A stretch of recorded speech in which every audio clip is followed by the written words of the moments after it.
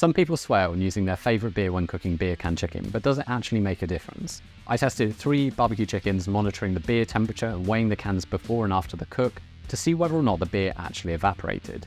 Unfortunately, we found that even if we preheated the beer and increased the can's surface area by cutting it off, the beer exceeded its boiling point for only a few minutes of the cook and very little beer evaporated, which means the chicken can't actually be taking on any flavour from the beer. So no, don't waste your favourite beers on beer can chicken, you're far better off drinking them instead.